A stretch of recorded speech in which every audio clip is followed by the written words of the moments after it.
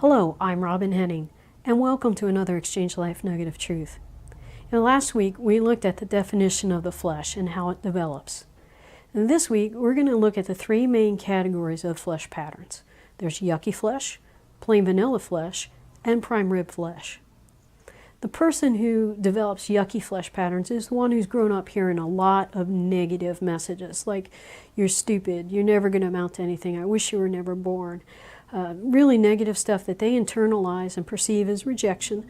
And this rejection then hurts so much that they're compelled to seek ways to alleviate that pain. And they'll escape through using drugs, through using alcohol, promiscuity, any number of self-destructive behaviors.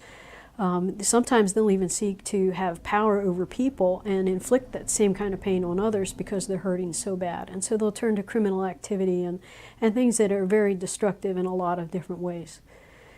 Now, the person who develops plain vanilla flesh is someone who's had a mix of negative and positive. They've never been coached in the power of thinking, power of positive thinking, but they're really just kind of average academically and talent-wise. And so they're going to pursue escape routes that are going to be a little less destructive. They're going to pursue escape through food, through chocolate and carbs, or maybe video games, fantasy, things like that, that give them an out and a release from the pain that they feel. But they can have reasonable relationships and relate to people in a somewhat reasonable manner. Folks that grew up in a very positive family, that are coached up in the power of positive thinking from a young age, are usually folks that develop flesh patterns that are very perfectionistic, very hard-charging. You can do it.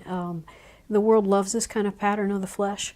They are very good at achieving in the classroom, on the athletic field, and in their chosen pursuit. Perhaps it's music or something like that. They're driven to pursue the things that the world says are successful: fame, fortune, power over people. These folks are going to seek escape through things like health food and working out.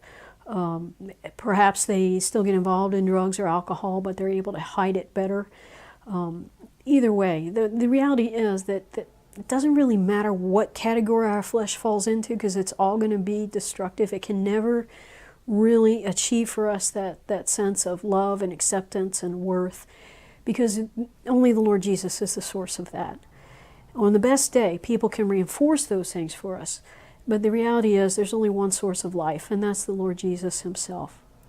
So the next time we get together, we're gonna ask some questions that are going to help you diagram out your flesh or pick out those patterns. And hopefully, as you see your flesh patterns, you're going to be even more motivated to say, you know what, God's got something better for me. I want to learn to walk in the power of the Spirit, how to put off the flesh and put on the mind of Christ. We're going to get into that in the weeks to come. So I hope you'll join me next week, and I hope you have a blessed day in Jesus.